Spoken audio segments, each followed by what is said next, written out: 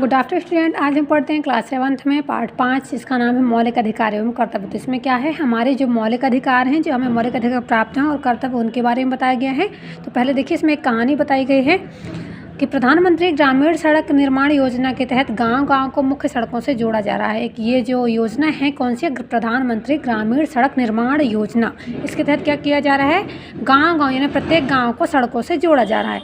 निपनिया गांव को भी मुख्य सड़क से जोड़ने हेतु इंजीनियर ने कार्य शुरू किया है।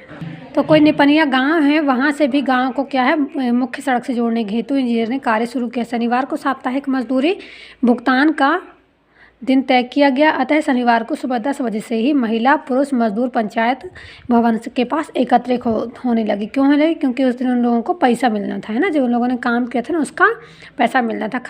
फिर क्या हुआ, 11 बजे इंजीनियर और ठेकेदार मजदूरी का पैसा लेकर आए। जब वो टाइम हो गया तो 11 बजे कौन, इंजीनियर और ठेकेदार वहाँ मजदूरी का पैसा देने आए। पंचायत भवन से मेज कुर्सी मंगवाकर ठेकेदार ने मजदूरी वितरण शुरू किया। और क्या किया, पंचायत भवन से ठेकेदार ने कुर्सी और मेज मंगवाई और सबको पैसे देने शुरू कर दिए। पहले पुरुष मजदूरों को पूरी मजदूरी दी गई। सबसे पहले किनको पैसे बांटे गए, पुरुषों को। तो जो पुरुष मजदूर थे उनको पूरी मजदूरी दी गई। फिर महिलाओं के नाम पर पुकारे गए, उन्होंने पुरुष से आधी मजदूरी दी जाने लगी। और जो महिलाओं थी उनको क्या हो रही थी, जो इतनी पैसा था यानी जो उनका मजदूरी था वो उसका आधा पैसा पुरुषों से आधे पैसे आधी मजदूरी महिलाओं को दी लगी। 3-4 महिलाओं ने ले भी ली। और जब ये पैसे इनके बंटने लगे तो 3-4 महीने महिलाओं ने क्या किया, ले लिया। फिर ललिता का नाम पुकारा गया तो वह भी खड़ी हो गई। ठेकेदार ने उसे भी आधी मजदूरी देनी चाहिए, पर ललिता ने नहीं ली। क्या हुआ, जब एक ललिता नाम की औरत को बुलाया गया, एक महिला को बुलाया गया, तो उसे भी क्या किया जा रहा है, जैसे पुरुष को पेमेंट जो पैसा मिला था उसका आधा पैसा ललिता को दिया जाने लगा। तो ललिता ने क्या किया कि उसने उस पैसे को नहीं लिया। ललिता ने मजदूरी लेने से इनकार करते हुए कहा, हमारी साक्षरता की किताब में साफ लिखा है समान कार्य के लिए समान मजदूरी दी जाती है। तो ललिता ने क्या कहा, मजदूरी लेने से इनकार करते हुए क्या कह दिया कि हमारी साक्षरता की किताब में लिखा है। साक्षरता अभियान रहता है ना, लोगों को गांव-गांव जाके पढ़ाते हैं, कोई एक टीचर रहता है। फिर साक्षरता अभियान में जो ये पुरुष महिलाएं होते हैं बिना पढ़े लिखे, इनको पढ़ाया जाता है। तो उसी की किताब के बारे में बता रही है ललिता कि उसमें साफ साफ लिखा है कि हमें समान काम के लिए समान मजदूरी दी जाती है, चाहे वो पुरुष हो या महिला हो। यदि काम एक सा कर रहे हैं तो पैसे भी क्या होते हैं, एक से ही मिलते हैं। जब तक सब महिलाओं को पूरी मजदूरी नहीं मिलेगी कोई मजदूरी नहीं लेगा। और ललिता ने क्या कहा, जब तक सभी महिलाओं को पूरी मजदूरी नहीं मिलेगी तब तक कोई भी मजदूरी नहीं लेगा। हम अपना शोषण नहीं होने देंगे। उसका कहना क्या था कि हम अपना शोषण नहीं होने देंगे, हमें भी पुरुषों की भांति ही पूरा पैसा मिलना चाहिए। ललिता ने ठेकेदार से कहा कि हमें पुरुषों के बराबर मजदूरी चाहिए। और ललिता ने ठेकेदार से क्या कहा कि हमें पुरुषों के बराबर ही मजदूरी चाहिए, आप अपने नहीं दी तो हम कलेक्टर को लिखेंगे। और उसने क्या बोल दिया, एक धमकी दे दी। और उसने सही भी बोला कि यदि आप हमें हमारा पूरा पैसा नहीं देंगे तो हम कलेक्टर को लिखेंगे, हमने पढ़ना लिखना सीख लिया है।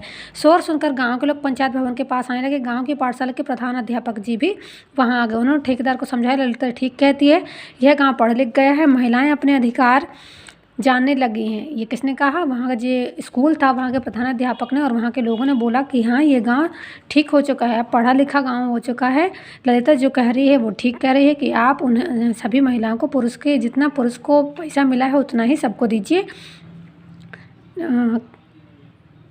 क्योंकि यहाँ की जो महिलाएं हैं वो भी अब अपने सभी अधिकार जानने लगी हैं। आप इनका शोषण ना करें। समझाने बुझाने पर ठेकेदार मान गया और मजदूरों को और महिला मजदूरों को भी पूरी मजदूरी देने लगा। ठीक है ना, जब वो प्रधानाध्यापक जी ठेकेदार को समझाया तो वो समझ गया। और जो पुरुषों को मजदूरी दी गई थी उसी हिसाब से भी इन्होंने महिलाओं को भी मजदूरी दे दी। सभी महिलाएं बहुत खुश थीं। ललिता की जागरूकता ने उन्हें जागरूक कर दिया। सभी अपने अधिकार को जानने हेतु काफ़ी उत्सुक दिखे। सामने बैठा छात्र सुनील खड़ा हो गया। उसने कहा, सर हमें अपने अधिकारों के बारे में बताइए। जब ऐसा कुछ हुआ यानी इतनी सब बातें हुई तो सामने एक सुनील नाम का छात्र बैठा हुआ था। उसने अपने सर से बोला कि सर हमें अपने अधिकारों के बारे में बताइए। तो देखिए, शिक्षक ने कहा, हमारे अधिकार हमारे कर्तव्य से भी जुड़े हैं। तुम्हारा अधिकार है तुम्हें शिक्षा प्राप्ति के अवसर प्राप्त हो। तुम्हारा कर्तव्य भी है कि तुम नियमित रूप से शिक्षा ग्रहण करो। फिर शिक्षक ने क्या समझाया कि हमारे जो अधिकार हैं वो हमारे कर्तव्य से जुड़े हैं, यानी जो हम कर्म करेंगे जैसे कर्म वैसे ही हमें अधिकार प्राप्त है। हमें अच्छे कर्तव्य करना चाहिए तभी हमें अधिकार ही प्राप्त हुए हैं ना। तो तुम्हारा अधिकार है कि तुम्हें शिक्षा के प्राप्ति के अवसर प्राप्त हो। पर तुम्हारा ये तो है अधिकार, लेकिन हमारा भी कर्तव्य क्या है कि हम नियमित रूप से शिक्षा ग्रहण करें। तुमने सुना होगा पिछले महीने गांव के संतराम ने गांव की मुख्य सड़क के कुछ भाग पर कब्जा कर लिया, दीवार बना ली थी। पंचायत को उसे तोड़वाना पड़ा। सरपंच ने संतराम को समझाया कि उसका कर्तव्य है कि वह आम रास्ते को अवरुद्ध ना करे, क्योंकि हमारा कर्तव्य है ना कि हम किसी रास्ते को बंद तो नहीं कर सकते हैं। हमारे संविधान में भारत के नागरिकों के लिए अधिकार एवं कर्तव्यों का स्पष्ट उल्लेख है।